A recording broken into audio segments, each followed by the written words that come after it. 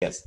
Okay, so let me thank you all for taking your time and being here, because especially at 2:30 in the afternoon, that's a very Lunchtime. yeah, it's a lunchtime, and it's you will never see that anywhere else because it's the COVID lockdown that is going on. That's the reason why most of you are here, and I think most of the webinars are now being shifted to 7 o'clock around India because most of the offices are going to start very soon.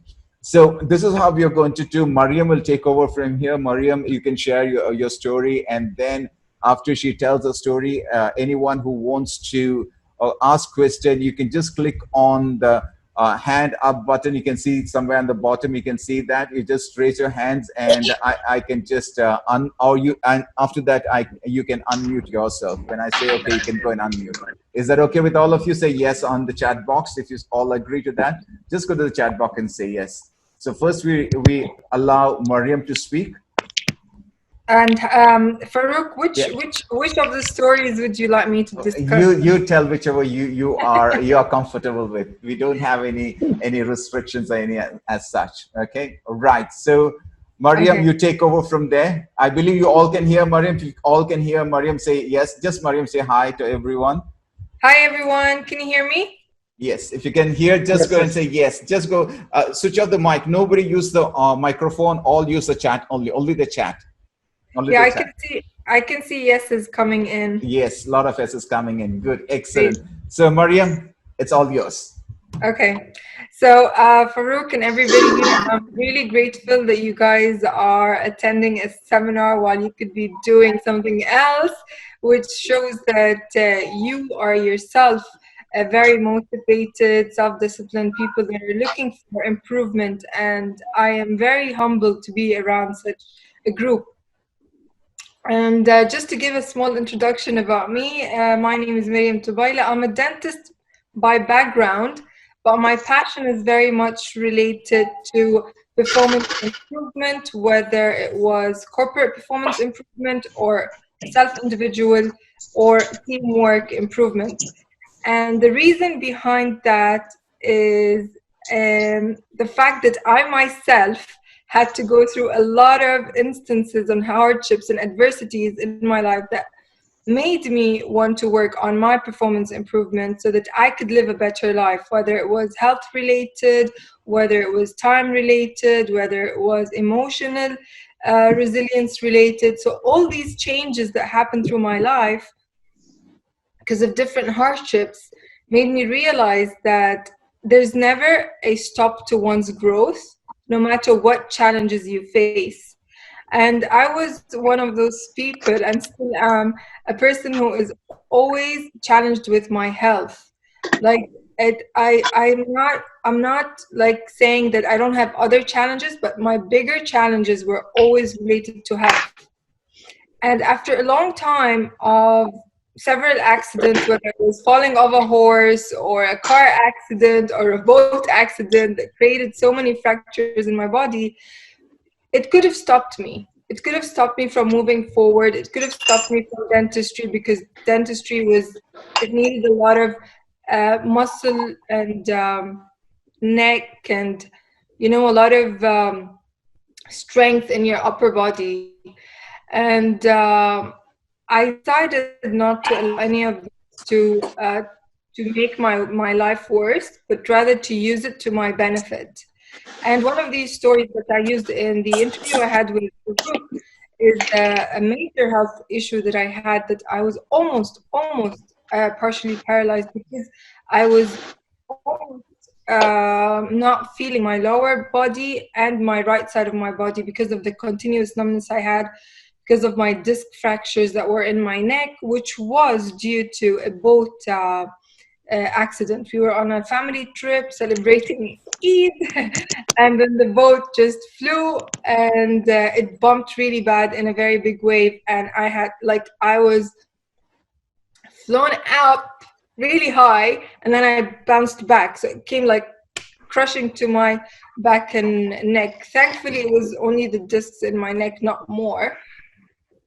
And this had really impacted my work. Like my management was not very much understanding because I was young. They didn't believe that I could be having a disc problems at such an age, because usually dentists do develop disc problems, but on a longer term of experience, like after 10 years of experience, 20 years of experience, not after 1 year of experience. So I was not supported whatsoever. They felt that I was just being spoiled. And no matter how many doctors send them that I need to be shifted into another kind of work that is less hectic, they told me that they don't have a place for me. And that kind of really impacted me emotionally. And for a while, I was almost losing hope. But something deep inside me called me up, and it said that I was always an athlete in school. And I really encourage you guys to be part of something sport, because this is what sports plays a role in, other than the superficial look and being slim or being fit. But there is a very deep learning from being in a sports in a sports game, like whether it was like the rallies and racings, or whether it was group sports. And I remember when we were in school, I was a runner, and I do remember that it was always about being better, and it's always being better, not compared to somebody else, but to be better in your own performance. So if you raced and you finished in, like, let's say 1 minute, next time you need to do it in 50 seconds. Next time you need to do it in 45 seconds. So you're always battling with your own self to reach a certain goal. And it was very surprising that this kind of a lesson was actually impacted in all my life. Because when this person was standing in the way of my achievement in my career, they said that they don't have a place for paralyzed people. This kicked in at some point of defeat. This kicked in, and it told me, Maryam, you can't give in now. This is a new battle, and probably it was the start of many health battles. You need to challenge this, and you need to prove them wrong. Everybody that wasn't supportive, you needed to prove them wrong.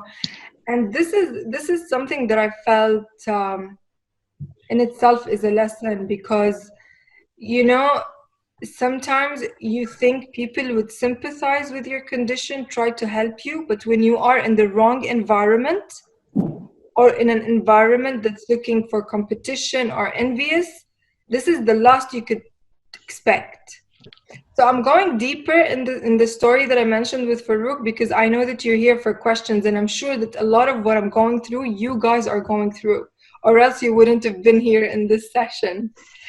So there were so many lessons that I learned from this. One is that I need to defeat every challenge by a way that is comfortable for me. I have to understand that nobody is going to help me achieve anything. I help myself achieve what I want to achieve. And the third thing is that you're always in a marathon of your own performance development. You are the person responsible for improving yourself. So crisis is either going to crush you or make you more creative. I'm not sure if you guys can hear me because there's a buzz. Can you hear me? Yeah. We can hear. There are some of them. They are just switching on there. They're playing around. Okay, it's fine. Just go ahead. Yeah. So just remember, if you don't remember anything I said, just remember this. A crisis could either crush you or make you more creative. So it's a triple C. You choose. And for me, I chose that I have to be more creative in how I need to live my life with any health condition that I face. So it started off with my disc, and then later off, because I'm a sports girl, so I hike, I dive, I cycle. So you know how it is with people who play sports. They have to be injured at some point. And I'm a horseback rider, so I fell off the horse. I broke my ankle. It was really severe. I had to stay at home for a year. In that time, I was flourishing in dentistry. So from 2004, I couldn't practice dentistry because I was told I can't. until I went for surgery, rehab, and then went for my master's, which happens to be my passion until this day, which is quality management and performance development.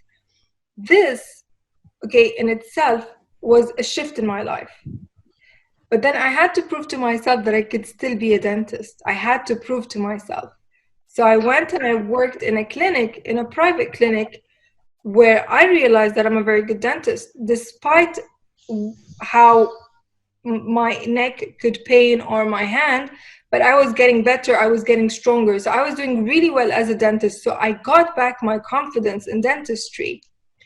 And as I was getting the momentum of dentistry plus other community services on the side, because that's also my passion, while I was going up in momentum in dentistry, I fell off the horse and I fractured my ankle. And I still have a bit of remnants of fracture in my ankle because it cannot be treated. At that time, I couldn't go to my clinic for a whole year. And that again had to stop me from dentistry, because where would I put my leg? Like my leg is like in a brace. I have to keep it straight. It has to be lifted up. And that was another turning point for me, where I was like, oh my God. I'm sure you heard of this, but this was for me a call of awakening. You know how when your work is based on your own efforts, when your job or your business is based on your own efforts and you get sick, there's no money. You get ill, there's no money. The work stops. How many of you agree to that? Just say I. Yeah. You don't go for work, you don't get paid. This is called your trading time. It's called the trading of time. Exactly. Trading your time and effort for money. And so if you don't have the time and effort, you don't get money. Exactly. Yes, please. So I'm great. Yeah, I'm glad you guys are agreeing. So that was a shift for me in the mindset. I didn't know at the time that there's something called passive income. Do you guys know about passive income? How many of you know about passive income? Say ILP, ILP, ILP. How many of you know that? Type ILP. I like that. Yeah, ILP, Yeah, ILP. cool. Good. I want to see more of them coming in. I want to see everyone coming in. ILP, a lot of ILP coming. I'm going to talk about passive income in the coming courses. How do you make passive income? Robert Kiyosaki and his cash flow and all those things. Okay, good. Yes, please, Maryam, go ahead. I'm glad that I'm taking them there then. Yes, please. Done. Okay, go ahead. Yes. So at the time in my head, I was like, just remember at that age, I was still 27, probably 28. So in my head, I was like, oh my God. So every time I get sick, I had to be at home, so I can't get income, which means that no matter how older I get, when I'm ill, my dad has to support me. God bless him. So in my head, I was like, this can't be life. Yeah, this can't be life. There has to be a way in the world. Maybe I'm not aware of. Maybe my family is not aware of. Maybe nobody is aware of. But there can't be one way of living where if you work, you get money. There has to be another way. Or else, how are people living? Yeah. And there in my head, this is just the power of wanting something so bad. So you guys, if you want something so bad, you have to write it. It has to be written somewhere. I don't know where you're going to write it. Vision board, your diary, a book, anything. Okay, let me stop, Mariam. That this is exactly what I'm going to talk tomorrow in the growth set program, where you have to write and how do you design your vision board and so forth. Mariam is actually taking over that, but that's exactly what you're going to speak tomorrow. Yes, Mariam, go ahead, please. So basically, I wrote in my opinion, I just wrote a very simple word. I need cash flow that does not need my time and effort. I didn't know what was that. I just knew that I needed that kind of income flow without my time and effort, because I could be sick anytime. Because every time I pick up momentum, I crash. Every time I pick up momentum, I crash. At the time, I only thought that the only way I could do this maybe is by having real estate. But I'm 27 years old. I don't have a lot of money for real estate. So I just thought, I'll just write that I will own real estate so that more money could come in and I could be seated at home anytime if I'm sick. In that journey, of course, time passed and I started developing other skills so that I could be a stronger person in my new field, which is quality management and performance development. I realized that I need to start giving training. And at that time, I was not a public speaker. I wasn't speaking like that. I was very scared of crowd. I was very scared to voice my opinion. And it was standing in a lot of opportunities, because at the time when I graduated from quality management in 2008, in the whole Middle East, we were very limited number of people with that degree. And at that time, healthcare accreditation and healthcare service development was booming in 2008 at the time of financial crisis. So they were searching for all people that understand quality management, financial risk reduction, any people that understand this, they were looking for them. I would always reject because I was never able to voice my opinion and I was never able to give presentations on what I believe they should do or improve. And that was the second turning point while I was rehabilitating from other health issues, which is basically confronting my fears. How many of you like to be a public speaker? Just say I. Just type I. How many of you like to be a public speaker? Just type I. Oh, wow. Great. Excellent. How many of you are scared of public speaking? Put the number 2. How many of you are scared of public speaking? Put the number 2. I want to see number 2 coming in. How many of you are scared of number 2? Maryam had gone through the same situation. That's exactly what she's speaking right now. Like exactly. You, I have gone through the same situation. I was not able to speak for more than 30 seconds in my very first presentation. So don't worry if you are number 2. Don't worry at all. That's exactly what Maryam is taking through. That's the same journey. Yes, Maryam, your turn now. Exactly. And I'm glad that you guys are feeling what I'm saying, because I would like my story to be impactful for you. I'm not here to tell you about my achievements. I'm here to tell you that I was facing a lot of problems that maybe a lot of you are facing, and there's always a solution. You just need to be open to take the solution and confront your fears. So how many of you agree to that? Type agree. How many of you agree to Maryam? Just type agree.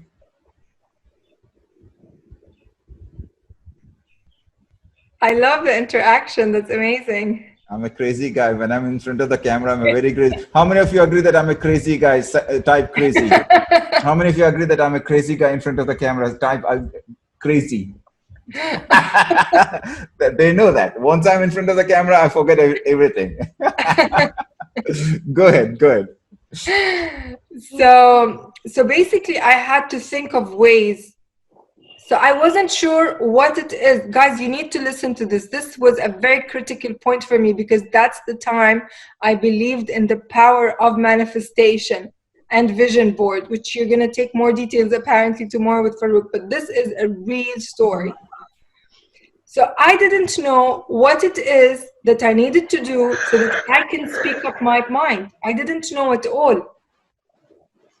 So all in my head, I was like, Maryam, you're losing a lot of opportunities. You're not going to conferences. You're not attending seminars. You're not presenting what you learned. You have a lot of ideas for improvement and you're not sharing it with anybody. You keep on going from one workshop to the other workshop, but you're still not voicing up your opinion. There has to be a way that you could get confidence to stand in front of crowd. I didn't know what it is, guys. I wasn't sure if there's something that existed in the world that helped you get confidence in public speaking. So I went and I wrote, because I write a journal, I write a diary since I was in school. So whatever I feel, whatever's pressure, I'm an introvert. In nature, I'm an introvert. So I don't usually go and speak up. So what I do is I write. So How many introverts here say IN, type IN? How many introverts here? Just type IN. And it's okay to be an introvert. It's an amazing trait. I'll tell you later why. I'm an introvert. I'm proud to say that I'm an introvert. How many introverts here? Yeah, I'm an introvert. Yeah. Very good. So don't feel shy. Don't feel shy to be an introvert. Introverts have got a huge quality which extroverts they don't have. They don't have. This introverts are like a time bomb. Time bomb. They don't explode every time. They don't explode like every time, but when they explode, when the time comes, they explode. Okay. Yes. Good. Right, please. So I was like, I wrote that in 5 years time, that's what I wrote. In 5 years time, I have to become a presenter, a trainer, and I can voice my opinion. That's what I wrote. I didn't know that there's something called public speaking. But in that period, I watched a video by coincidence, just so that you understand, by coincidence. I think it wasn't a coincidence, it's actually my calling. But in that period, Oprah Winfrey comes on, somebody sends me a link for Oprah Winfrey, and she was talking about vision boards. And she was like, every time you want to achieve something, put a target for yourself and give it at least 5 weeks to achieve. You might achieve it, you might not achieve it, but if you don't write it, you will never achieve it. And I was like, oh my God, there's something that exists like that actually. So instead of my scattered writing, I got a board and I wrote, in 5 years' time, I want to be a presenter. I want to be part of an organization, an ex-organization. And I want to be healthy and fit to do whatever work I want to do. And I put it in front of me, and it was there in front of me on the mirror. You know the mirror? Like every time you have to see yourself every morning. So it was on the mirror every day. I was reading it without realizing that I was reading it. This is another transformational story. So in less than 6 months, I was in that organization. By coincidence, I said I wanted to be in an ex-organization. So a person comes to my clinic within 6 months, probably 3 months. It wasn't long before I hanged the vision board. So a patient comes into my clinic. Remember I said I went back to dentistry to prove to myself? In that short period, before I get the injury, a patient comes into my clinic and I treat him. He likes my treatment. We discuss, we talk about quality improvement and stuff. And then he tells me, Maryam, we have a meet. I work in that organization. And we have a meeting, and we'll be very happy to have you as part of our team. Why don't you come and see whether the environment suits you or not? I am coming to that meeting. He said, I'm going right now. Do you want to go? So I went, I shut my clinic. Thankfully, he was my last patient. And I just go to the meeting with him.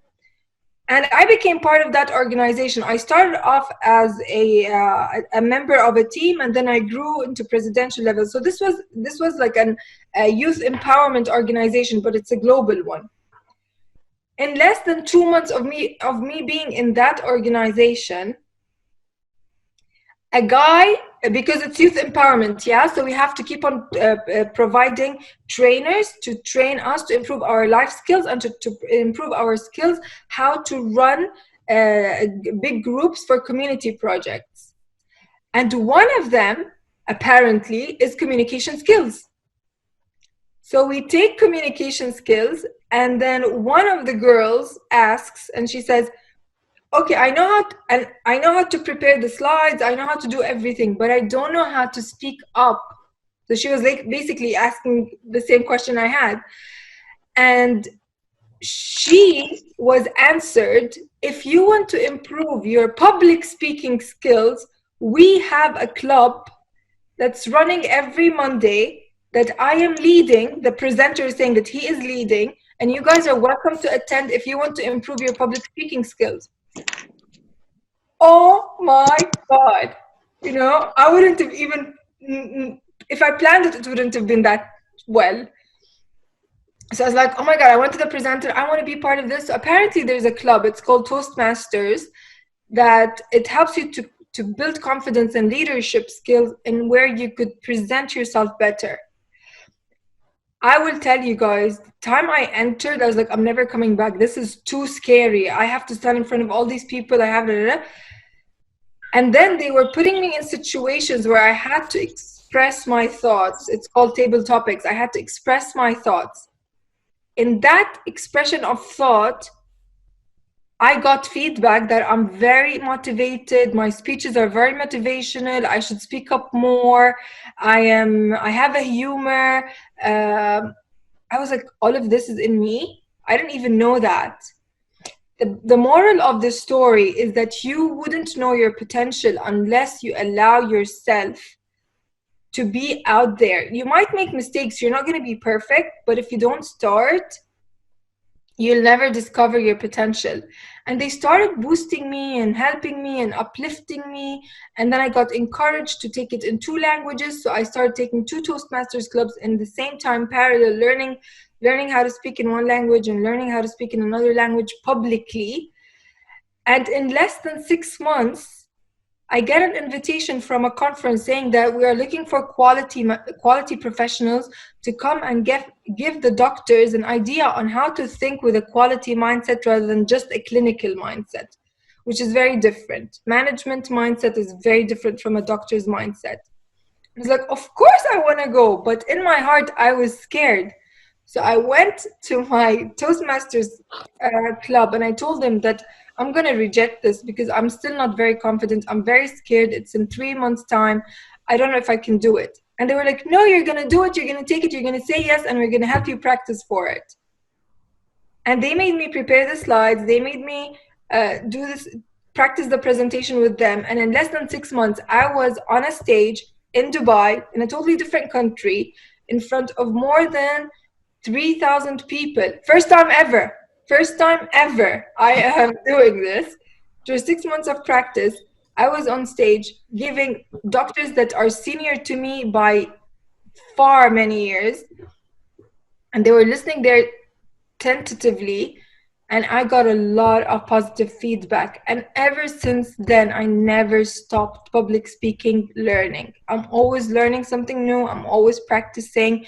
I'm always developing that, because I could easily go back to a bit of a fear if I don't keep on practicing.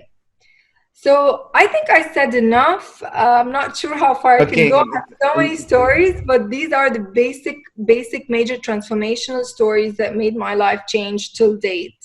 How many of you love this? Say ILI.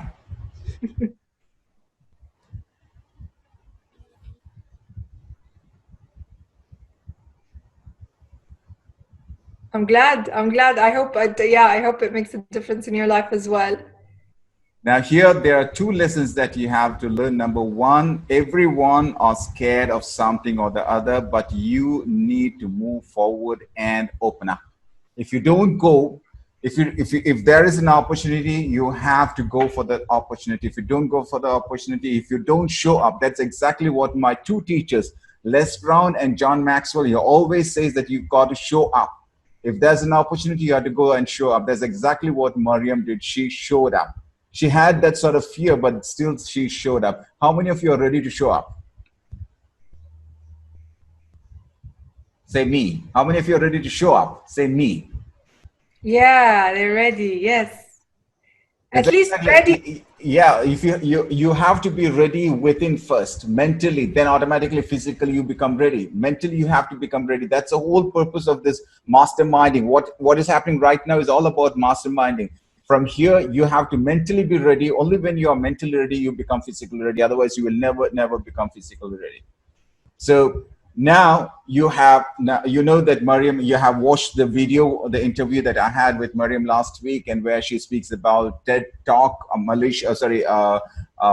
Muscat, which is called TED Talk, TEDx Muscat Live. Am I right, Maryam? That's a correct Yes. terminology. TEDx right? Muscat Live, yes. Yeah, and if you have any questions, not all together, one person unmute themselves and they can ask question to Maryam. It's question time. So just unmute yourself one at a time. If you see somebody has unmuted, please mute yourself. Let's respect the speaker and let's respect the person who's asking the question. Okay, please do not ask question in any other language other than English.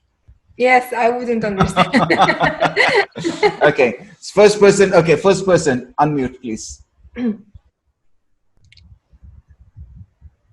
Yeah, who is the first person? Anyone who wants to ask a question can ask. Doesn't matter whether it's. Don't think that it's a stupid question. Every stupid question has got a powerful answer. Exactly. Yes. So even if it's a stupid question, yes, please. That's Altaf. Yeah, Altaf. Mariam. Yes, Altaf. Altaf. Altaf is starting first. So all the others mute yourself. Altaf, go ahead, please. Yes, yes, ma'am. That was an interesting story because definitely we need to follow that. But I'm asking you, are you now more passionate than the dentist? Because you introduce yourself. If I am doing this now, speaker, I would only say I am the leader or best speaker. But I will not say my past profession. I don't know why you say like that. Because More confidence in now. That's why I'm asking. Mm-hmm. Yeah, because I'm still working as a dentist. I hadn't stopped. I still work. I thought that's good, the dentist job. That's why I ask you. No. I'm mistaken. No, don't worry. I still work as a dentist. It doesn't take all my time like before. Before it was my career path.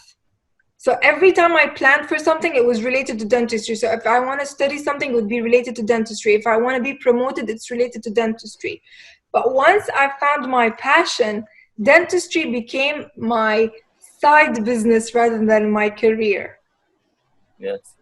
So I still work as a dentist once a week or twice a week maximum, but the rest of my time is in quality development, performance development. I coach people improve themselves.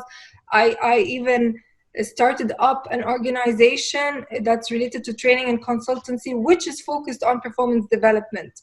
So I cannot really neglect the fact that I'm a dentist because I'm still practicing it. Thank you very much.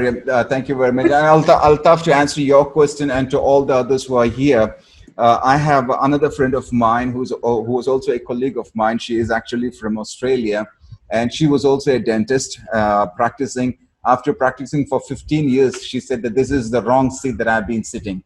And she said that I need to get out of here. How many of you are feeling that you are in the wrong seat right now? Just type I. Wrong profession, wrong place.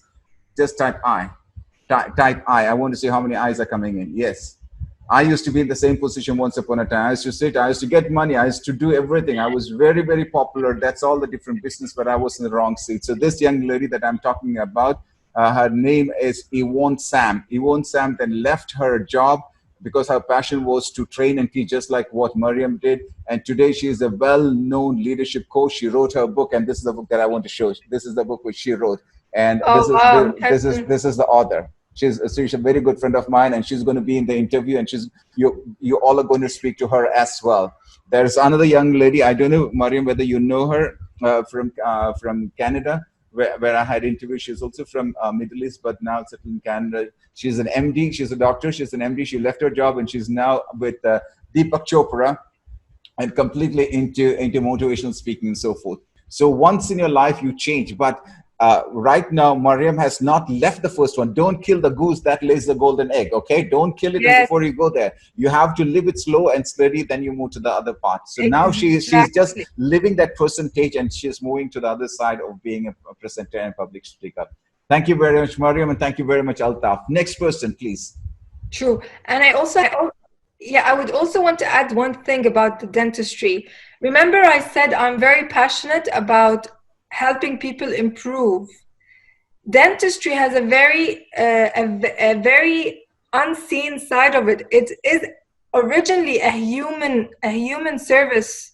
You're helping people, and that element of dentistry is covering one thing I'm passionate about. When somebody comes in with pain and I relieve their pain, I am fulfilling some passion in myself, which is helping people improve, whether it was from pain to less pain, from a bad smile to a good smile. So I hadn't really, I'm not really doing the things that I don't like in dentistry. I'm doing the exact things I like. So I like things that are related to helping people feel better. So I wouldn't go, I'm not the dentist that you would come into my clinic where I would extract a tooth and make you bleed. I can't do that. I always refer them to my friends, although I can do it, but it's not what I want.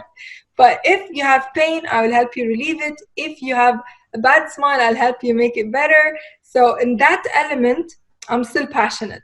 I just wanted to highlight that. So sometimes you might not like your job as a career, but you might like some elements in it. Excel in that element because it will feed back somewhere else. It could either be a reason for network, it could either be a reason for status that will help other elements of your passion grow. You know what I mean, Farookh, right? Yeah, yes, absolutely, absolutely. Very clear, absolutely. Who's next? Yes, that is Murugadas. Yes, please. Sir, Yes. I am not asking question. It is a great privilege for me to be a part of this wonderful program. Madam's wonderful program. I am very happy. Then this time I am very thankful for. I am thankful to Farookh sir for having given this opportunity to attend this program. Very thank you. Thank you. Thank you so much. Thank you very much, Murugadas. My pleasure. I'm humbled. Thank you. Next, please. Next. Hello, may I? Yes, please. Yes. Is that Afreen? Good evening. Good evening, Afreen. Go ahead. She's talking from Saudi Arabia. Thank you for your very inspiring story. Thank you for being here. Okay. I am currently a 10th grade student. Oh, wow. So right now what I would like to ask is, students have their own ambitions and passions. So sometimes the parents might have other ideas for their ambitions. So how does a student convince their parents of their passion? Before Mariam give the answer, Afreen, I know that you are a world-class champion. You didn't introduce that part. Would you like to introduce all the rest of the team that you have won a world championship? I think it was in Malaysia, if I'm correct. Just go ahead within 30 seconds. Actually, in 2015, I joined Abacus, UCMAS Abacus. It's an institution for training the mind in mental arithmetic. And when I was in 7th grade, my parents, they asked me to go for the competition, international competition, which was going to be held in Malaysia. So I was really young, but I tried my best. I got second runner-up. And I continued it. I was very much inspired by my experience, and I continued it for 2018 and 2019. And yeah. Thank you, Afreen. Thanks a lot, Mariam. Are you talking about the mathematical calculation? Yes, and the fingers. Yes, exactly. Amazing. I worked for that institute as a part of my pathway of change, just to be around kids. Yeah, that's an amazing experience. Your story in itself is inspiring. Yes, now we see the beautiful face. So, Afreen, I so relate to your story. I am totally understanding what you just said, because I was actually, a lot of the people in the Middle East, and it seems like it's also the same story for Far East, that the parents have an aspiration for their kids. And sometimes a lot of their aspirations is what they wanted to achieve and they couldn't achieve. So they think they want to provide you with the best by telling you what's best for you. So I was one of these kids where I wanted to be in the healthcare. I wanted to be in nutrition. I wanted to be part of the the dietitian, nutrition, wellness programs when I went to college, and I got a scholarship for that. But at the time when I was in college, this field was not very important. It wasn't as important as, medicine, pharmacy, engineering, dentistry. And I was a top student. I was the third on the Sultanate for five schools. So my dad in his head is like, my daughter got a scholarship. I can't let her take a field that is at this level when she could be a doctor at this level. That's how they thought, right? So he was trying to help me be at the best school, best studying, best degree. But what he didn't realize is that I wasn't enjoying any minute of it, but he was always telling me, one day you will thank me, one day you will thank me, one day you'll thank me. The truth is, I haven't enjoyed dentistry. It's not my passion. Till date, it's not, except that element of helping, which I like, but it's not what I really want. And that's when I realized that I need to search for my passion. And slowly, I started finding my passion, and slowly, I was growing. But this is what dentistry helped me with. Dentistry gave me status, which is probably not important as a word, but you for some reason in the Middle East, I don't know if it's the same for the Far East, but for some reason, that doctors and dentists are usually taken as professional people. So they are believed when they come and they advise you for something, they are believed for their credibility. And thankfully, I was getting that credibility just from a degree, while other of my friends were doing they're giving the same exact training. Me and them were giving the same exact training. But if she was from the College of, for instance, Science or Business Administration, and I was a dentist giving the same degree, training, people would come to my training taking my content more than they would with her. It's not that anybody's better than anybody. I'm just saying, if there is a way that you could find your passion and work together, if you don't have a choice, like I wouldn't go against my parents. Now, this is your choice, okay? You need to find a way. Maybe Farookh could help us with this. But in my personal experience, since my dad wanted so much, I was like, okay, Dad, this is what I did. I finished dentistry. This is what you want. You can have a degree now. I want to go and do whatever I want. And he was like, okay, as long as you finished it, I support you with everything else. So until date, my dad supports every decision I make, even if he thinks it's crazy and it's not culture related and it's not probably accepted, but he would support me because he realized that I am successful and I work for success rather than I just want to waste my time. For you, because you're still in 10th grade, I think you still have another 2 years before you could enter college, right? Yep. So I think what you could do is that you really be clear of what you're passionate about. And usually what you're passionate about is what you're good at without putting an effort. And you just need to create the skill for it. So my suggestion is that you start showing your parents what you're good at and what you could do with that habitual or natural intrinsic hobby or intrinsic strength that you have, and start developing things out of it so that your parents could see that even if you got the degree, you're going to excel in it, rather than just clashing with them. I want this, they want this, I want that, because they're going to think they want the best for you. But you have to show them that you know what's best for you. You have to work for it. What is it that you like, Afran? What is it that you want? Actually, I have many passions. I paint, I sing, I read. So it's a clash. It's a clash, but usually at this age it is a clash until you start trying out what best works. So for instance, let's say you love art. I love art, but it doesn't get me, when we talk about career-wise, it doesn't get me much money as much as dentistry or other degrees. In my area, art is still not excelling like when it is in Europe. You could be an artist and you could do a lot of money. So maybe art could be your side business, which would, for instance, I'll tell you, my friend, she's a doctor. She's also like me. She works as a doctor, but you know what she does so that she could still feel that she can go to work as a doctor?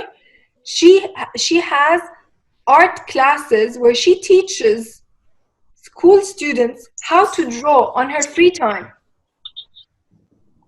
So she gets back her energy by doing things she loves at her spare time.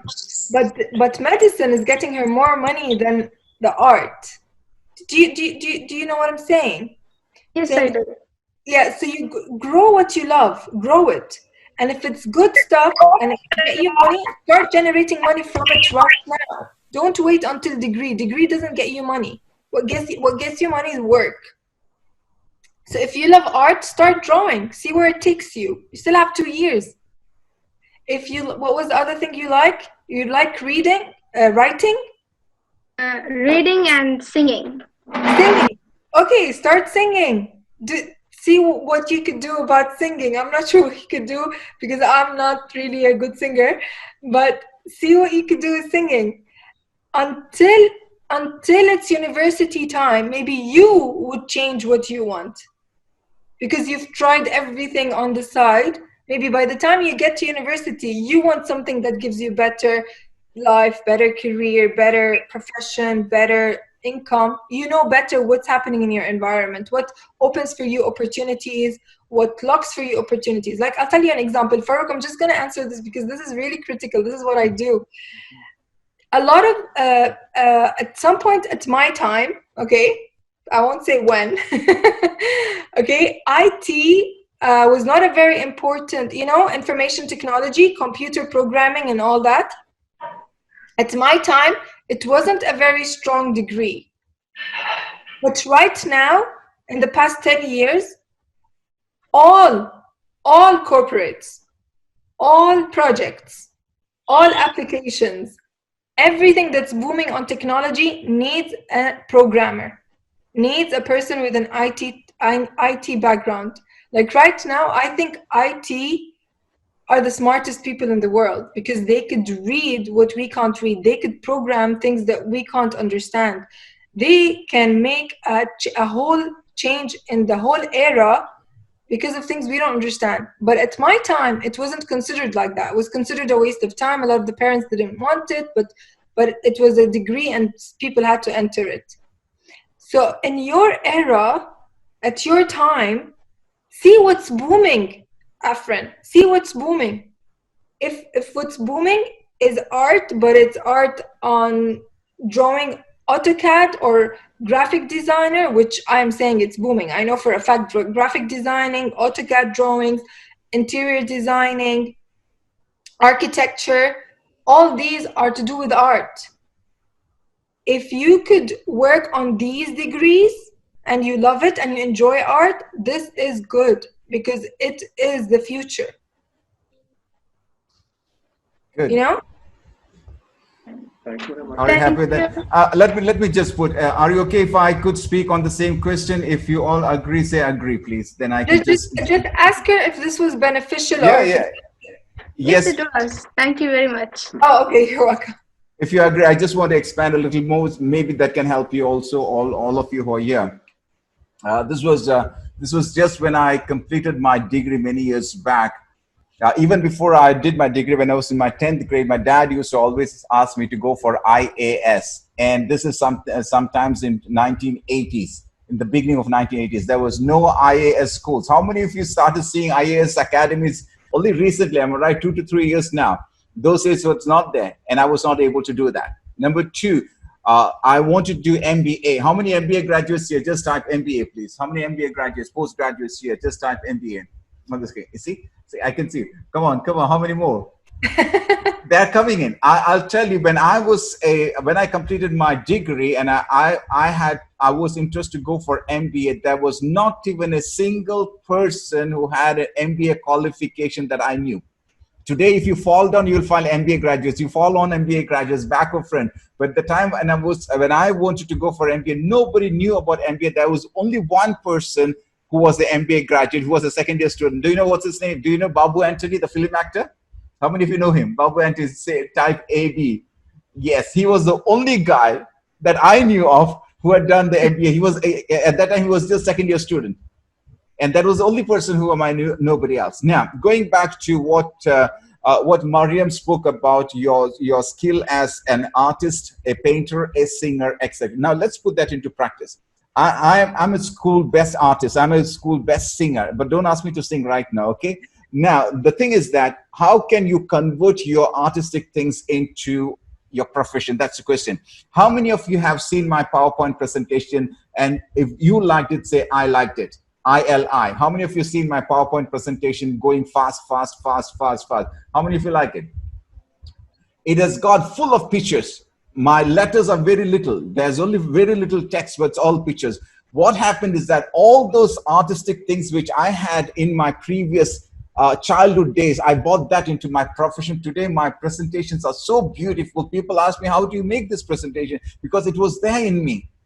I'll give you one more example before we go to the next question. How many of you know Steve Jobs, right? Type SJ. How many of you know Steve Jobs? Just type SJ, all of you. I want to say, because I want to ensure that you're not sleeping. That's the reason. Okay, SJ, very good. Now, while he was a student, he was very much interested into art, and he went for calligraphy. Am I right? And when he started Macintosh, he was the first to introduce the calligraphy which he had learned. How many of you understood that? Say I. Type I. Type I. That's exactly. You take anything that you know, your passion, take your passion, ask yourself, how can I take this passion which is within me, and I want to merge that with my profession so I become unique. That's when you become the USB. Type USB. How many of you know USB? Type USB. USB. V. No, USB. P? Yes. USB. Papa. P like in Papa. USB. USP. Yes. Very good. That is your USP. That is unique selling proposition, unique selling point. Your unique selling point or unique selling proposition is something that others don't know, something that you can do free, just like what Maryam says, something that you can do very easily, something that you are passionate about, something that you feel that you're good at, something that others say that you are good at, something that you do and you don't know the time is flying. That's my difference. That's called your USP. Bring that USP. Put that into your profession. Your profession will become something branded. You become a brand image. You become a brand. You can become a brand. Ask yourself, what is that you know? Just bring that, add that, and make it happen. Kalas. Yeah. Let me take Amazing. That was like wrapping up everything I said in 2 words. Let's go to the next one. Next question, please. Amazing. Next question, please. Anyone? Okay, me Hasib. Hasib, yes. Hasib, okay. Yes, please. Hasib, tell me where are you I am from India, but now I am in Saudi Arabia. Great. Which part of Saudi Arabia? Which part of Dammam. Great. Go ahead, please. Okay. Really, the session was very nice. But as both of you told, we have to find out our passion or skill. Yep. So my question is that how we can find out our intelligence or skill or another thing from our childhood? My question is there any test or any technique to find out our skill or intelligence? Farookh, do you want to take this first, or do you want me to answer? Just go ahead. Just go ahead, please.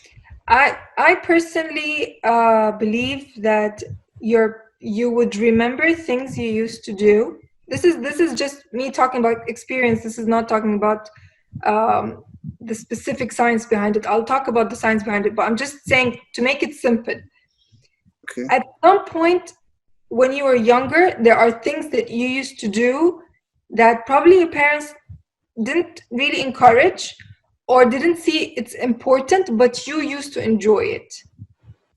And nobody could remember that thing except you, and you would remember it because you used to do it and you remember that you were happy. Like, for instance, I used to love coloring. I don't like drawing. So I don't draw, but I'm very good at coloring, which means that I could match colors, put shade. I love painting. I like colors. But also art at that time was not very encouraged. We were all more encouraged into the science field. So I was sports and arts, but it wasn't really encouraged. The sports was encouraged because I was winning in school, but art wasn't even encouraged in school. However, now, after years and years and years passing by, I'm still doing sports. I still read about nutrition. I still encourage, I still find it very enjoyable to color. I'm not saying it's my profession. I'm just telling you examples of how you can discover. These are things you discover from your own experience, not necessarily you're using them for your own profession or getting money from them, but it makes you tap into your childhood and it gives you joy that otherwise you would be losing with time when you're doing things you don't like all the time. So this is if we're talking about childhood stuff. Like for instance, usually boys would love things like Legos. They would build things, break things, rebuild things. They would get a car, they would try to dismantle it and then put it back again. They would probably race cars. So everybody has different, like my brother loved to dismantle and fix cars. His friends liked racing cars. So my brother till date, despite his profession, he's a finance expert, but despite his profession, he would still buy a car, he would dismantle it and rebuild it again in a way that he wants it to be stronger. I don't understand much about cars, but I'm just telling you, these are things that you do even if you're not getting money with. Now, the good thing about it, if you can manage to find it and then repurpose it to help other people use it in their life, and that becomes a business. Okay, thank you. Do you know, did I answer your question? Yes, I understood. So ask yourself two questions. What is it that I did when I was a child and I enjoyed so much and it didn't need any effort from me? And if you want to make money out of it, how can I repurpose that knowledge or that passion to build skills more in myself to make me a professional so that you could reach the USP, and then see how you can repurpose it. And why I'm saying repurpose it at this time, because social media has made it so easy to share your knowledge, because you would be surprised how many people would enjoy something you know that they don't know, that they're looking for answers but they never found them, and you could be the reason. Absolutely. So it could start off as you not being paid, but if you build your skill over time and you start sharing it in a very professional way, you never know, it could be an open door for you for a new business that you never saw coming. I hope this answered a bit of your question, but I'm sure Farookh can speak deeper about that topic. Hasib, how was the answer? Thank you very much, Maryam. Hasib, how do you find the answer? Did it clear your doubt? Yes, I understood almost. Okay, great. So let me give an example here. I'm just continuing from where Maryam left. If you are interested, this is something that you have to know. If you find your passion, now there are a lot of technology which can help you find out your passion. Okay, when you go for a career management courses and career gurus and all, they can help you. But but for me, because I've seen pilots coming when we interview pilots for flying aircraft and so forth, we do a test as well. So there are different tests that you can do for the aptitude test and so forth. So I'm keeping those things away and asking yourself, just like what Maryam said, that is the best way of asking, what is that makes you happy? Now, there are two things. You have to build your passion in such a way that adds value to the marketplace. I want everybody to write down this. Take your passion and ask yourself, is my passion adding value to the marketplace? If the answer is yes, you can make it your profession.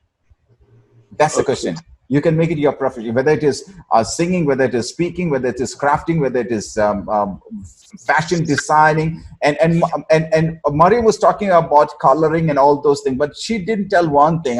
Whether she forgot or she purposely wanted not to tell that. She is an image coach. She has taken all those coloring things. She has taken all those coloring things, and today she is doing her business as an image coach.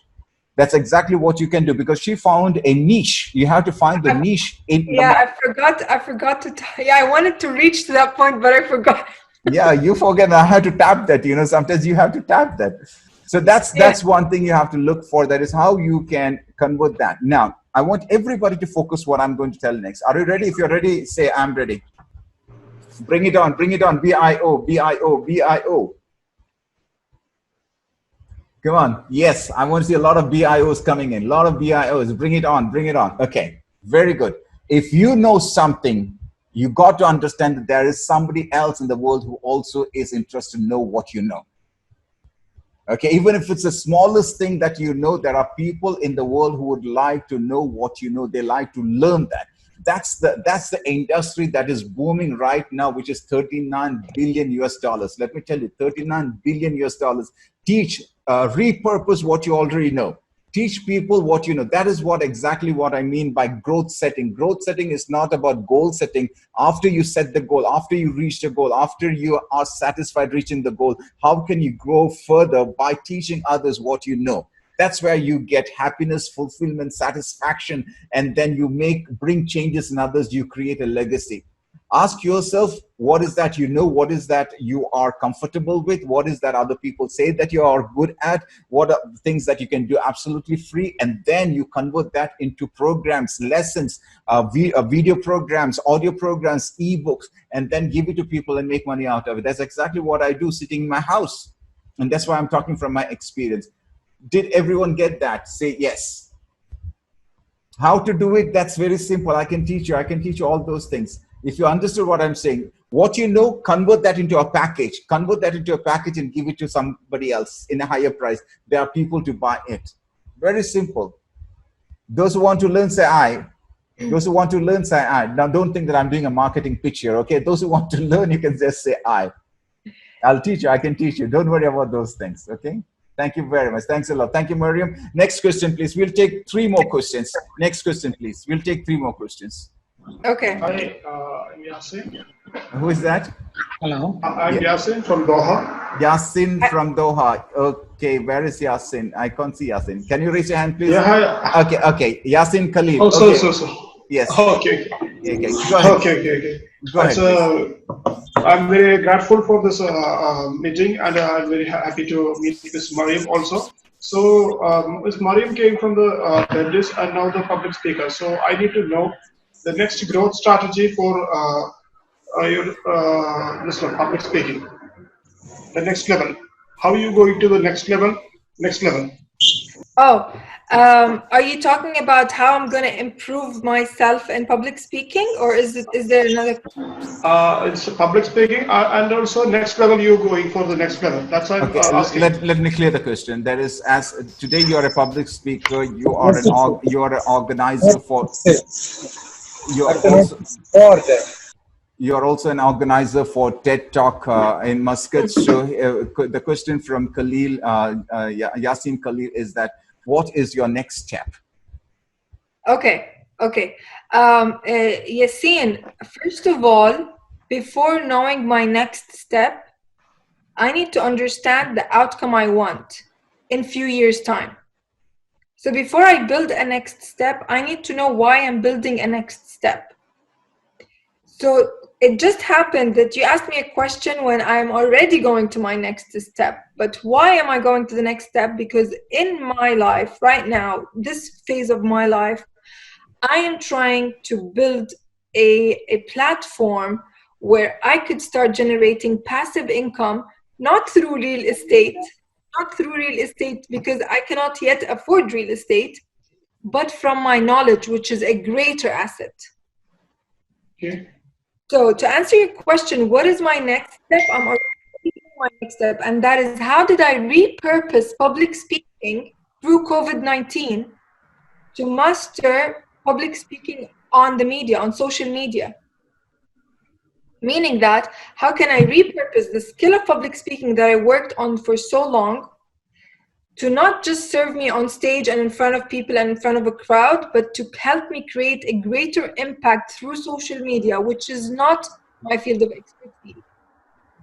So when I had that very clear in my mind, is that I want to create an impact, I want to repurpose my skills and knowledge. Now it's time to reinvest my time to learn about social media. That's how I can't see Yasin anymore. Is he there? Oh, okay. Yeah, he's there. Okay. I'm listening to you. Okay, I'm looking at something else, but I'm listening to you. Yes. So my next step is, like I said, it's gonna be developing my impact on social media, not only through TEDx, not by invite, because I can't do TEDx anymore because gatherings and crowds are forbidden. You know that, right? For the coming almost 6 months. So what will I do? Do I just sit there and wait until things are resolved and nobody knows when it's going to be resolved? So I decided to use that connection, network, knowledge, skills, and put it in the social media. So my next step was to create a live show exactly like TEDx, where I get successful people who created an impact in their lives and faced a lot of challenges until they reached to their goal, and they are a success story and an inspiration for so many people, so that they can inspire a lot of people on my social media and probably their social media. So this is my next step. I am right now, I just finished it actually. I finished 14 episodes of live show. That in itself, these 14 episodes were a learning experience on how to show up on camera, which is why I'm here today. I mean, Farookh showed me a live show, and he's like, "Oh my God, you are on a live show. We would like to have you on a live show." So by that one step, I knew not to wait, and I decided to be the change rather than wait for the circumstances to change.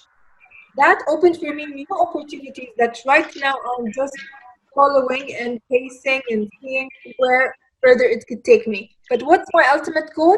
My ultimate goal is to create a greater impact. So at some point, I will have online products, online training, online probably books that could impact more people and generate me more passive income, because I was facing another health. Excuse me, there is some noisy sound is coming and I can't listen. Can you unmute? I know that some of you are, because I can't unmute everyone because from it is here. very interesting session. So Please unmute. Please mute yourself, all of you, because I'm not able to mute everyone from here for some reason or other technically. So please respect the speaker and others. So where was it? Where Yassine? Where was the last thing you heard that you couldn't hear? Yassine. Okay, you were speaking about the books and that's where you started with, yeah. Yes. So basically, that's how I thought about my next step, Yassine. You have to understand what is it that you want to get, so that you could align your steps of growth towards it. You cannot create steps and you don't know where you're going. It's like you need to have a direction. Like, why am I going to put this step? I wasn't like that before. Before, I was like jumping from one training, from one skill, from one place, from one project, because I was still searching for my passion. But now I know my passion is about impacting and giving and serving. So everything I do right now is build my skill in that line, put my effort in that line, and anything that's not aligned with that line, I say no. I stopped saying yes to everything. So I hope this answered your question, Yassine. Yassine. Okay. Yeah, I can see him nodding. Okay, thanks a lot, Maryam. Just to add something on that. In fact, Maryam spoke about two things. That is, start with end in mind. And that is a very, very strong thing. You should never, ever move forward until otherwise you know where you're heading to. Yeah. Because, for example, if I were to go to Kuwait, I should know first that I'm going to Kuwait. Then I need to have the visa for Kuwait. I need to have the passport, which tells me that, yes, I have to buy the tickets. I have to take my clothing, which is based on the weather and the condition of Kuwait. Am I right? So the first thing is to know where you want to go. Similarly, if you are taking your business, you need to know where your business is going 5 years down the line. If you are a professional, you have to know where you're taking your life. What are the courses that you have to do? Don't do the course first and then say that I want to be so-and-so. No, first say that I want to be so-and-so, therefore I want to take this course. Now, the second thing that Maryam said is you need to know why you are taking or doing that. And there's two books. The first book I would recommend is 7 Habits of Stephen Covey, because that talks about start with end in mind. That's the book I was looking for, so I could show you, because there are hundreds of books here. So I was just looking for that book. The second book that I would recommend, and what Maryam just spoke about, is Start with Why by Simon Sinek. Excellent book. These are the two books. Once again, I repeat the name, those who haven't written down. The first one is 7 Habits of by Stephen Covey. The second one is Start with Why. That is a book written by Simon Sinek. These are the two books. Now, what happens is that you go, but you don't know why did you go. Yeah. You go, you spend years, you become doctor, you become engineer, you become professor and all those things. Then you ask, why did I do this? You may start business, and after starting business, after 5 years down the line, you ask yourself, why did I start this business? What was the purpose? Never do that. Ask yourself, what is that I need to do? Before you start doing what you want to do, ask, why should I do? It's so powerful. And Maryam also spoke about the clarity, and that's exactly what we are going to speak tomorrow about mission and vision. How many of you have got a mission? Just raise your hands and say, I. How many of you have got a mission, not vision, mission statement? How many of you have got a mission statement? State I. Good. It has to be perfect mission statement. It has to be a personal mission statement. It's not a statement for your company or organization. You are a company. Understand that you are a brand. You are incorporated. You are a limited company. You are the brand. So you need to have a mission statement for this company. You must have a vision for this company, everything for you as an organization. Once you start working as an organization, everything starts changing. Have you seen some people, when they die, people say that he was an organization. He was not an individual. He was an organization. He was an adult. How many of you are listening that say victory, V for victory? He was not an individual. He was not a leader. He was an organization. That's how you have to be. You have to be an organization. You need to have your values. You need to have your core values. You need to have your mission statement. You have to have your vision. And that's when you start taking your life in such a way that you will feel happy. You won't bother what people are saying, but you will be really, really happy. A very good example I would take here is, again, Deepak Chopra, because I started with Deepak Chopra. So let me take him as an example. Now, Deepak Chopra is a physician. He's a doctor. His family members all are doctors. But once upon a time, he said that I'm going to leave this. I'm going to much more spiritual and Ayurvedic stuff. And today, he's the one known more than his parents and his family members. Deepak Chopra, all over the world, he's known. He has trained presidents. He has trained Michael Jackson and all those people. Why? Because what he did is he took his passion and he took his profession, make it an entirely different thing. So that's exactly what you can do. But you need to ask the question, why? Why is very, very powerful. Okay, let's go to the next question. We've got 2 more questions, please. There was a guy that texted saying, I have a question. Okay, who is that? Yeah, I also saw that. Who is that person? Just unmute yourself and unmute yourself. Yes, please. Myself. Okay. Shabab from Saudi. Who is that? I can see 2 of them coming in. Just introduce yourself. So I'm Shabab from Saudi Arabia. I have just sent a message. Okay, go ahead. Please, Shabab from Saudi Arabia. Which part of Saudi Arabia? I'm currently in Riyadh. Riyadh. Okay, good. Great. Go ahead. I'm audible. Yes, you are. Please.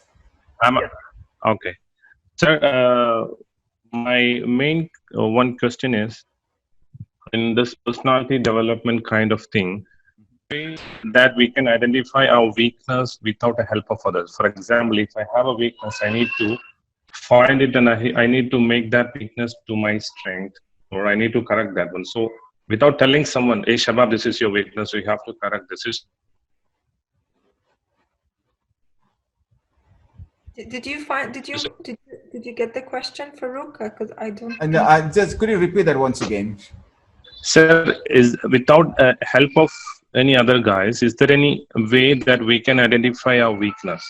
Okay, got it. That is, Maryam, the question is, without somebody else saying, Maryam, you are not good at that, or you are not good at this. Exactly. Is there a way that you can identify? Meaning, in other words, you keep your binocular, or you keep your magnifying glass towards yourself and ask yourself, what is the weakness that I have in me?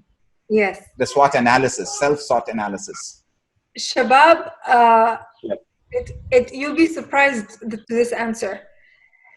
First of all, we all have weaknesses, okay? And we all need to accept that we have weaknesses. Some of the weaknesses we will need to fix, and some of the weaknesses we just need to be gentle with ourselves and accept at certain phases of our lives. Because you cannot fix all weaknesses. I just want to agree on this, and then I'll tell you the second step. So first, we need to agree that we all have weaknesses and we shouldn't be shy that we do. So even if somebody comes and tells us this is a weakness, we shouldn't be harmed, or especially if it's people who love you. Yeah. Okay, so let's agree on this. Okay, so we all have, and we will all be in a place where somebody loves us, will tell us that you are doing this in a very bad way, or a polling or whatever. Let's agree to take it in an open heart to see how we can improve it and not to hate ourselves. Do we agree at least to this base? Yep. Yes. Okay. Now, there are things that you want to achieve. Nobody else knows.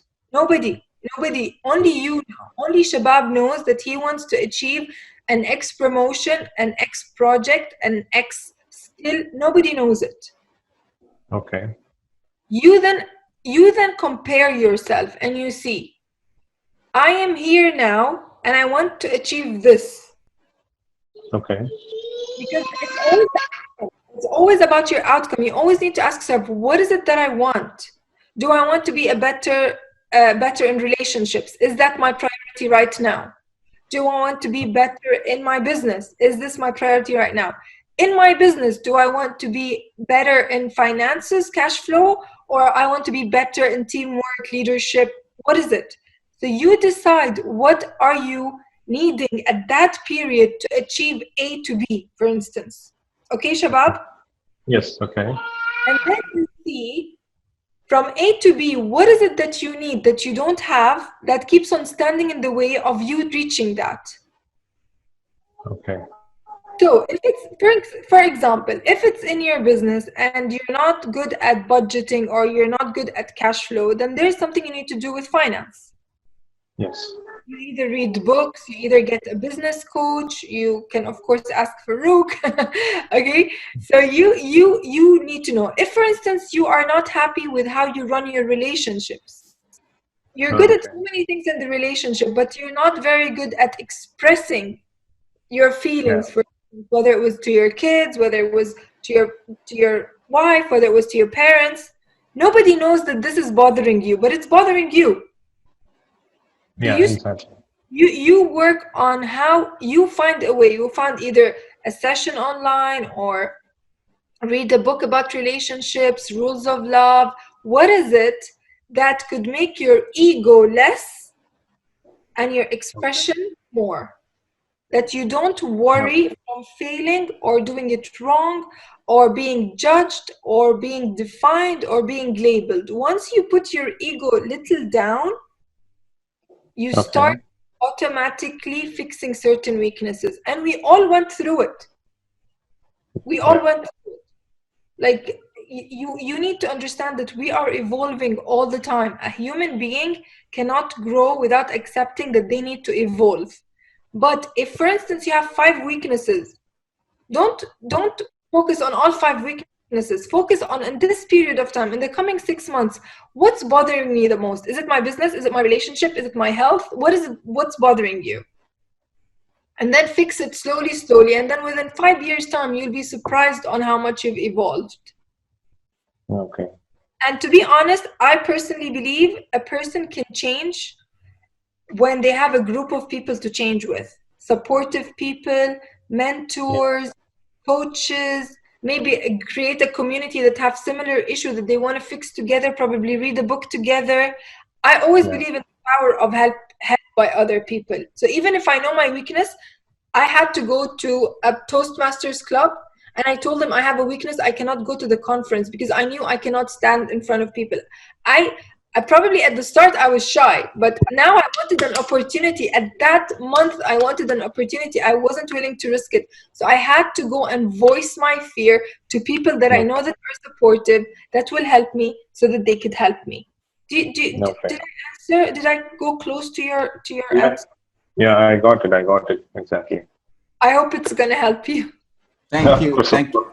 Hello, very Maryam. much, Maryam. That was let me just let me just continue. Who is that? Just give me your name first. Yeah, Shihab from Doha. Shihab, I'll come back to you, Shihab. Okay, be online. Now, hear what Maryam. Thank you very much for what you said.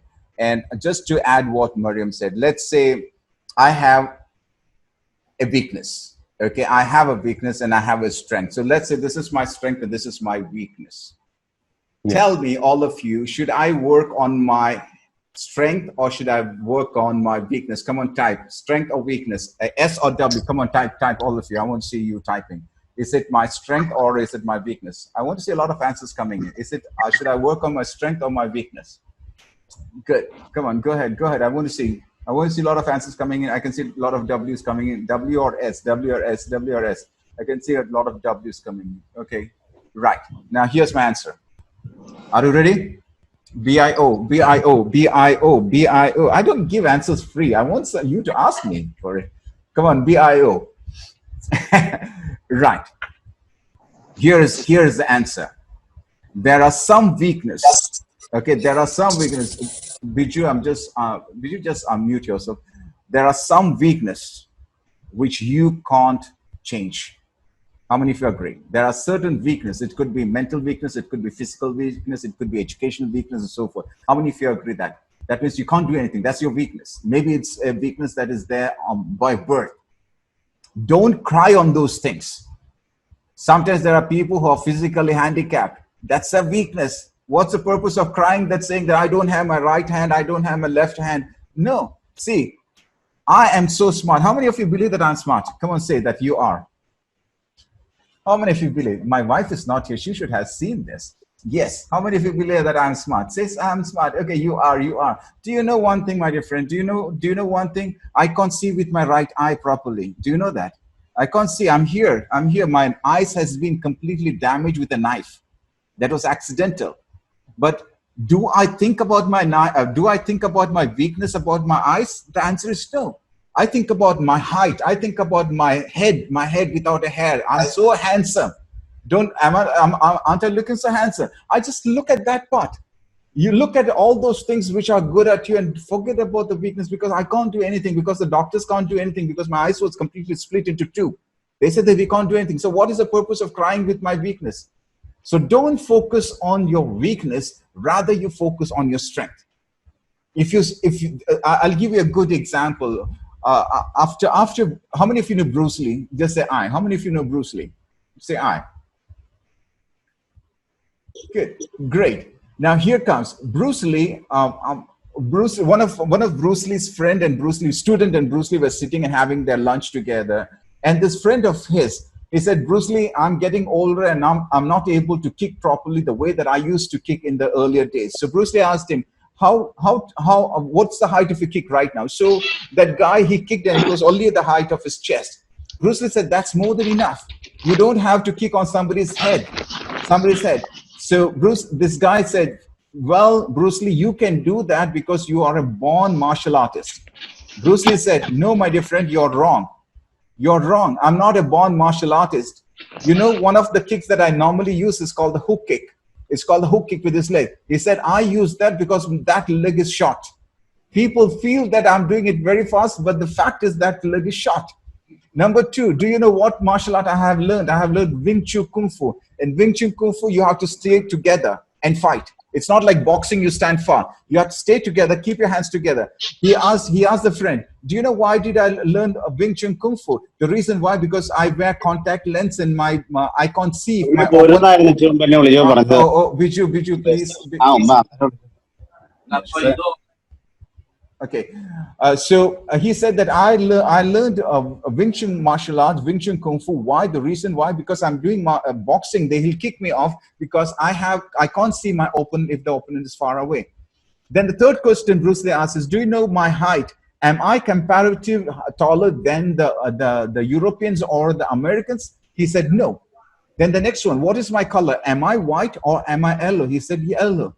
Then the last question he asked is, do I speak English like a native English speaker? The person said no. But Bruce Lee said one thing. Now I want you all to focus on what Bruce Lee said. Bruce Lee said, I'm not tall.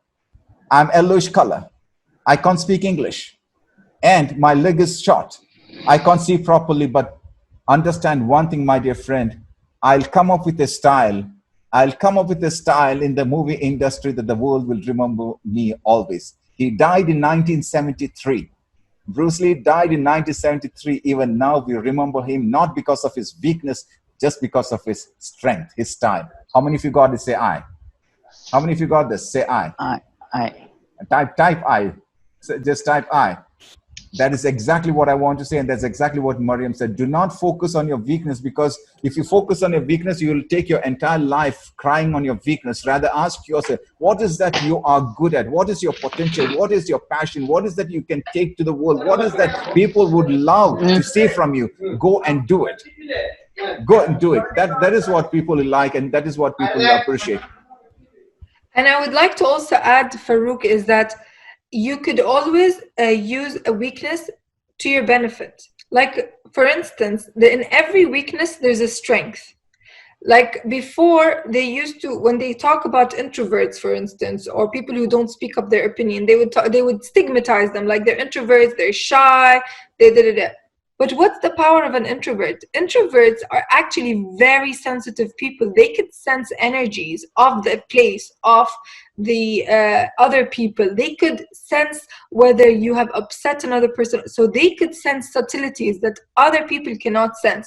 So 30% of the population that were probably stigmatized as introverts are actually the people that are healers by nature. They could help people heal.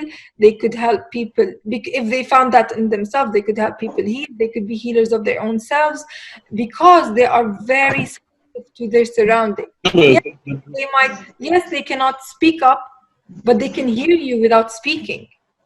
Yes, they cannot probably express, but they could feel your pain even if you're not complaining, because that's the nature of a people that are sensitive.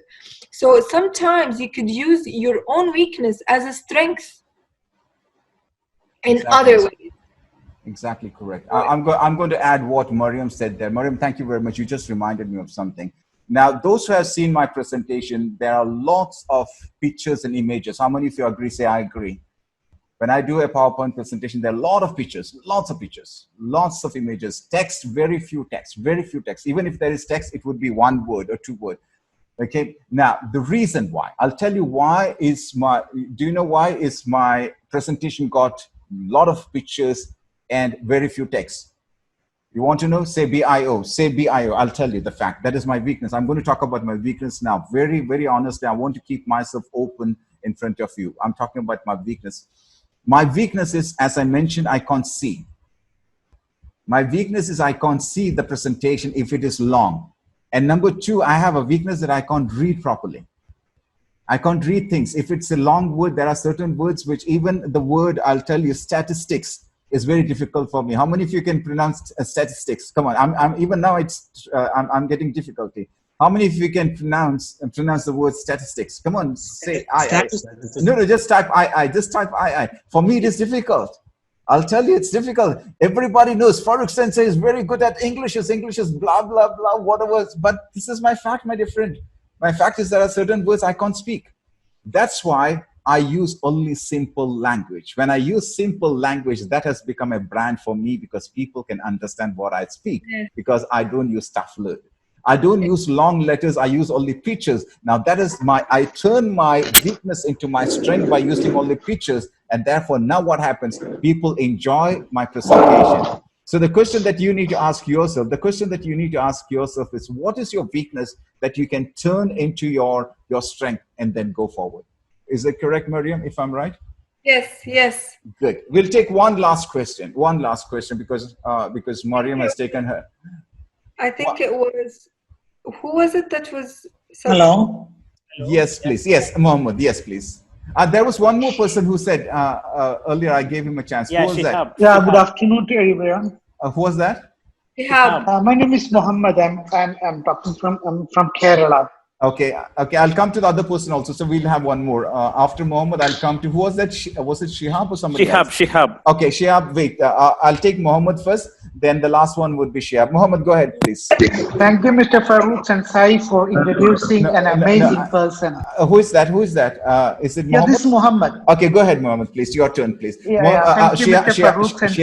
Shihab, you will be the next after that, okay? Okay, fine. Okay, right. Go ahead, Thank you, Mr. Farookh, for introducing such an amazing person, Mr. Maryam. Thank you. Yeah, I think she's from Oman, and I was there for a couple of times. I like one writer also there, when Joka Al-Harthi is there. I think she got some Booker Prize for her novel Celestial Bodies. So I have some connection with Oman. My relatives are there. My friends are there. I like that country very much. And regarding the career of Mr. Maryam, I think that the objective same, putting smiles on faces. I think in both career, she's putting smiles on the faces. And I hope so. and I have one question, only one question. And when she entered into this field, Mr. Maryam, when you entered into this field, what was the big barrier or a hurdle or a challenge you faced? Which field of these fields? Yeah, from the public speaking or this kind of motivating field, isn't it? From the dentistry, you entered into this field, isn't it? This is a different career for you. Yeah, the training in the public speaking, you mean, right? Yeah, yes. What was the big challenge you faced? The biggest challenge is to speak. You faced. Can you imagine? Like, in this career, you are paid to speak. Yeah. That's all you're paid for. So you need to speak.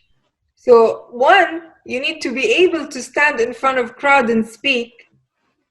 And the second challenge is that you need to speak something that adds value, or else you're just speaking nonsense and nobody wants to listen to you again.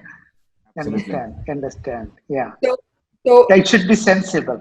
Yeah. It's not only sensible, it needs to be, first of all, from your heart, that you are not preaching. Like I wouldn't come and tell a person that's a millionaire how to make a million per month, because I'm not making $1 million per month. But I can come to a millionaire and I can tell him how to help improve his emotional resilience so that he could be a happier person while he is doing the million. Because I am working on my emotional resilience, facing the challenges I'm facing with health. So to be a speaker, you need to speak from your heart, and you need to know why you're speaking it and what impact you're creating. Because you don't want to make it seem like you're bragging about your own achievements, because that's not the purpose of speaking. If that's your purpose, then your market is going to die like this.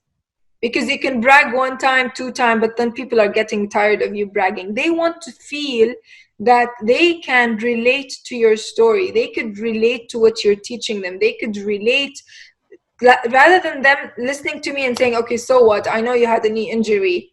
I want them to say, I feel you. I probably didn't have any injury, but I can take this lesson for another thing that happened to me. So before you go there, you have to face the challenge first of being able to stand and speak your opinion. And then when you can stand and speak and you don't feel fear crowd and fear the stage, then you start thinking, okay, where are my strengths? What is it that I could use that could add value? So these are things that person could, I think a lot of the speakers would find as a challenge. I hope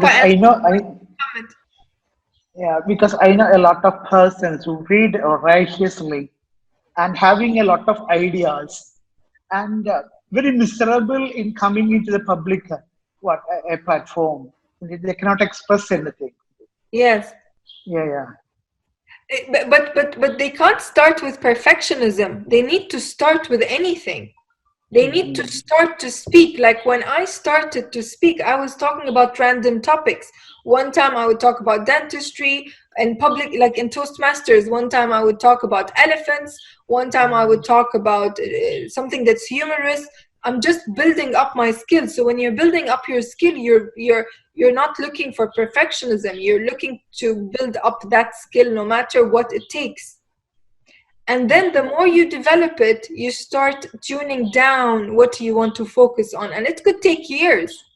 Like, it's not, this is me speaking about 10 years plus of me being in the public speaking. And only in the past 3 years that I've managed to narrow down my field of interest. In the past couple of months that I managed to see where my strength lies in public speaking, as in when I'm expressing, what is it that people resonate with when I'm speaking to them. So it's not a fortnight, it's not a challenge that you confront and then it's voila, you became what you want to become. No. Okay, thank you, Ms. Maria. Okay, I wish everything very best for you. Thank you, Mr. Thanks a lot. Farookh Sensei. Thank you. Let me add something there. Just where Maryam left. One thing that we teach in our program, which is called the PSP, or Professional Speaking and Presentation. I don't know anybody is here right now. One thing that we teach is do not talk about yourself. If you are a speaker, do not talk about yourself. We say nothing. You should never, ever open your mouth. Even if you have ever attended my program, I would always keep my introduction at the last. How many of you attended my program and seen that? Yes, I attended your program. And I would never talk about who Farookh is, or the pain that I've gone through. I don't talk about that. I just keep everything for the last. Let people sit who are there till the last. Let them know who I am. Otherwise, you don't have to. That's number one. That's the most important thing that you have to do when you are a presenter. Number two, what Maryam said, that for the last 10 years, she's been digging. She's been digging, and it's only for the last 3 years she started finding that gold. Now let's take, since you said that are you a Malayali? Yes.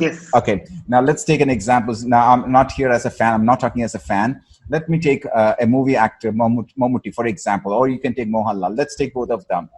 In the beginning of their career, they were taking all the movies, every movie. But do you think that they take all those movies now? Once upon a time, they used to do 50 movies a year, but now they are very selective. They take only 1 or 2 movies. Am I right? The more professional you become, you have to narrow down your niche. Now I'll give you one more live example. Kind of specialization, I think. You have to become a specialist. You have to become a specialist, and you should never be a general practitioner like a doctor. You should be a specialist. Now, if you take Maryam is specialized in one particular area, bringing smile back to your face. Am I right? That is her specialty. So you got to be very specific on what service that you are providing. Now I'll give you a very live example. Today I had 2 offers. Today, I'm telling you the fact. Today, 2 offers to speak to more than 600 people, and I turned down both offers. I said no, I won't be able to. The reason why, both of them were for schools and colleges and teachers and students. I said that is not the market I'm looking for. And I can't do anything for students, and I can't do anything for the teachers, because I find it very hard for the teachers to change until otherwise it's a public program like this, and a teacher says, okay, I want to go and attend this program. Now the teacher has got a different mentality or a different mindset. But if you are conducting a program for the school students or the teachers in the school, then for sure they are attending the program because their management asked them to come and attend the program. How many of you agree that? Yeah. Okay, so I can't make any change. It's a waste of time for me. It's a waste of time for them. It's a waste of energy for me. It's a waste of energy for them as well. So I said, you better take someone who could fit and match that. I can come and I can make an impact, but that doesn't make any sense to me, and it doesn't make any sense to them. Mohammed, did we both get to what you were looking for? Yeah. Thank you. Okay. Let me Thank you very much. You're most welcome, Mohammed. Thanks a lot for asking the question. Shihab, you're the last one. Yeah, that doesn't mean that everyone has to say goodbye and go. Please be there. Okay, Shihab, please. Yeah, hi, Maryam. Hi. Yeah, I sorry. Hello. Yeah, go ahead. Yeah, yes. It is very good section, and I am coming from Qatar. Yes. I have one question to Maryam. Yes. In your busy schedule, how you manage your time? Because now I am facing our time management problem, and I can see our Sensei. We can say one example for Sensei. If I open our WhatsApp every time, if here also 12 o'clock, I can see he is online. He is managing the time management. He has good principle. What about how you manage your days? How you manage? Yeah. To be honest, Shihab, I'm going to be very honest. This is a very sensitive topic for me. Why? Because I am one of those people that have sacrificed a lot of quality family time for work. So see, this is what I was telling you. When you want something, you could lose things on the way because you are building on something so that you could find yourself. But now my priority is my family. So now there are a lot of things that I was addicted to that are related to work that I'm working to solve in my own self, which is to be less attached to WhatsApp work messages when it's my family time. So even when I feel like I want to hold the phone and check my messages for work, I consciously remind myself, this is not work time. Check it on your work time. And this has helped me to realize that once I kept WhatsApp, you wouldn't notice this, Shihab. We have a lot of time. We have a lot of time. But what we don't realize is that a lot of it is wasted in the small little tiny things that when they add up, you've lost half a day. And I'm not telling you this because I am the guru of time management. This is what I am. These are revelations I am discovering in COVID-19 while I was self-reflecting on how my time was spent, and was it spent as an invested or was it spent as in wasted? And I realized that a lot of the time, if it's invested, it's in work. And if it's wasted on social media, not even invested back into my family. So I lost a lot of time with family, which made me want to consciously decide that I will make time for family and I will not let anything come in the middle of that. Even if it meant that I could sacrifice a bit of time from work, because work will never finish. What I'm trying to say in this is that time management is different for different people depending on your priority. So I could talk to you about time management to make my family priority, but you're looking for time management to run different businesses. What I'm trying to tell you here, regardless of your priorities, it's a conscious decision. And it could start off by you realizing where your time is being wasted, not where it's being invested. Because I can tell you, you can be working 12 hours probably on your desk. This is me. I'd be probably sitting 12 hours on my desk. But out of the 12 hours, maybe my brain was functioning 5 hours. The rest of the time, I'm trying to work, but it's burnt out. So I started realizing these things, and I started realizing when this happens, you know what? The body needs to rest. After 50 minutes of focus, it needs to rest at least 10 minutes. So rather than rest 10 minutes sitting in front of your screen, you might as well just go and spend some 10 minutes with the boys or the kids or the family, or if you're living by yourself, probably meditate, pray, whatever your beliefs are, probably exercise, like just do shoulder exercise, neck exercise. So time management in itself is not the thing that you need to do. What you need to do is you need to repurpose your energy. Good. Shihab, are you Yes. That was a fantastic answer. What do you think, Shihab? Yes, I got that one. Okay, Shihab, like thanks I a have lot. 24 hours. You have 24 hours. Yeah. Me and you, Yeah, we have the same all having time. only 24 hours. Exactly. So what you need to do is you don't look at where you invested, just search for the areas where you've wasted and put that into your other priority. And I advise you, Shihab, let your other priority not be work or business. Let it be something that gives you energy back, which is anything to do with workout, family, any other element of your life. Probably do something you love. If you like drawing, singing, dancing, go crazy, do whatever in that, but don't go to your social media to check it unless you have a certain time to check it. Like I made my social media be either just before my breakfast or at night just before I sleep. During the day, it's either work or my family. But that's only recent that but I had to observe to see. And it turned out to be that my time was wasted on this. I hope this answered your question, Shihab. Yeah. Thank you, Maryam, and thank you, Sensei. Thank you very much, Maryam, for this answer. And Shihab always understand, not only to Shihab, to all the leaders who are here, one of the incorrect terminology that we all use, and Maryam also explained that, How many hours do we have? Just answer. How many hours do we have? Just type. How many hours do we have? Whether you're the king or the president, or even you are or somebody, a homeless person. How many hours? You can't have 1 second more than 24 hours. Am I right? So the question is, can you manage that to 24.1? That's my question. Can you manage that to 24.1? The answer is no. Therefore, the terminology, time management itself is incorrect. Let me repeat that once again.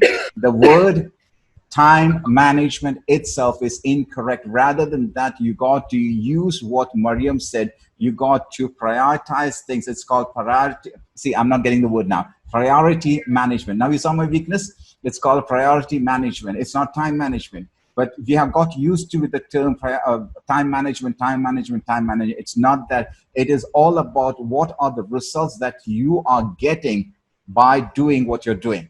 It's not the hours. It's not the 15 hours that you spend in front of the desk. No, it's not that. It's what did you get as a result.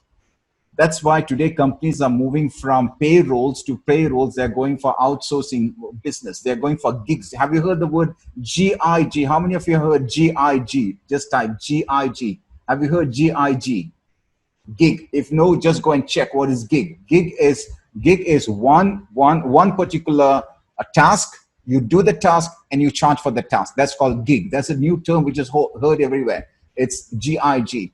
So what happens now? If I'm giving a task, I'll tell you, okay, I'm going to give you $25. Get it ready by 4 o'clock. And now it's your responsibility. You can't say that I've been working till 4 o'clock, but I couldn't do it because the electricity was not there and all those things. No excuse.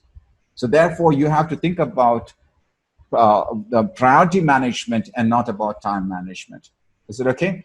Now, before I need to ask one question to Maryam, and on behalf of the entire team who are here, I need to thank Maryam for taking your time. I know that she's very strict when it comes to timing, sitting, and 15 minutes, then she has to jog and she has to do all those things. We made her sit there. So thank you very much for physically torturing you. That's number one.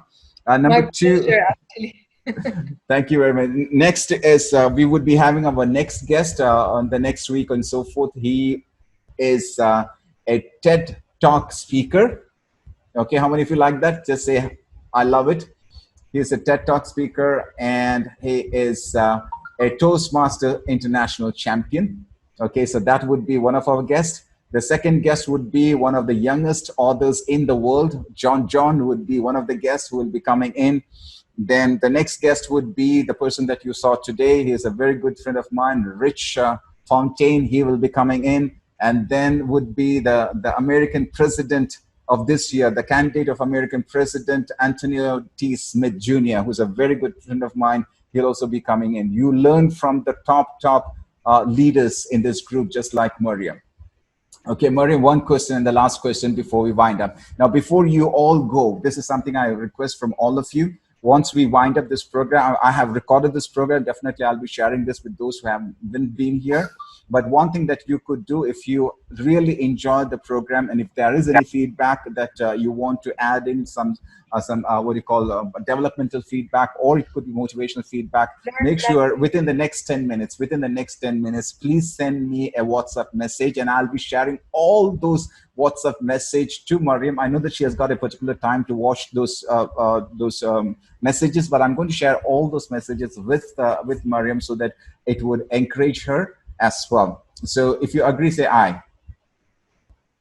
If you all agree, within the next 10 minutes or so, 10 to 15, half an hour. I'll give you 1 hour. Within the next 1 hour, yeah. Okay? Within the next 1 hour, okay? I should not be so tough. Okay, Maryam, all lessons learned would be amazing. It would add a lot of value to me. Yes, exactly. Yes. So one question, Maryam. Maryam, the first time that I met you was in Muscat. And that was an unexpected when I came there for an international trade show of education where there were around about 45 countries which took part, and I was doing a presentation on leadership. And that's where we met for the first time. And then after that, you showed interest in my coaching, and then you did coaching with me. How did my coaching help you and change you? Yes, actually, that's the thing I was referring to when one of them asked me about finding help. Coaching and mentoring for me is very essential. Like when people would reconsider to invest in coaching that could shift their life, I would tell them this is not a waste of money, it's actually an investment for life.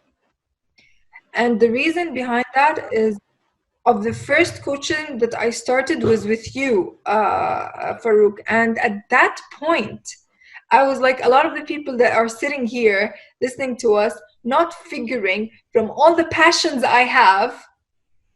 There's so many that I made you lose focus with me at some point. How could I narrow down this to a clearer passion? And I had passion in this and passion in that, and they were not related, like style coaching and training of self-development and then emotional intelligence. I had so many things, and plus the dental, opening a dental clinic. Your coaching, without even going back to my notes, the things that it just shows you how deep things could go in coaching, that people won't realize it maybe even after the sessions are over, but it stays in your subconscious. When you made me see that, why am I sitting there for the past dozen years thinking which one of these passions I should use, rather than sit and see how I can merge. That was transformational for me, because even at that time when I couldn't do it because I was scared on going to the social media, because remember you told me try to record videos and I couldn't do it. Guys, just hear this. I couldn't come. I could stand on stage, talk to 3,000 plus people, but don't tell me to record a video in front of a camera. That was almost a year ago. Remember Farookh? Yep.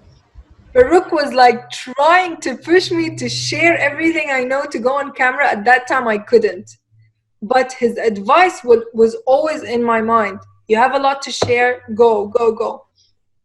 And he made me realize that instead of wanting to choose between my passions, I can actually merge them. And then that could be my strength in the market. Because I have a medical background, I could talk about emotional intelligence from a medical side, like what's happening to your body. I can talk about style coaching by how I could relate your outfit with your health and wellness and your character.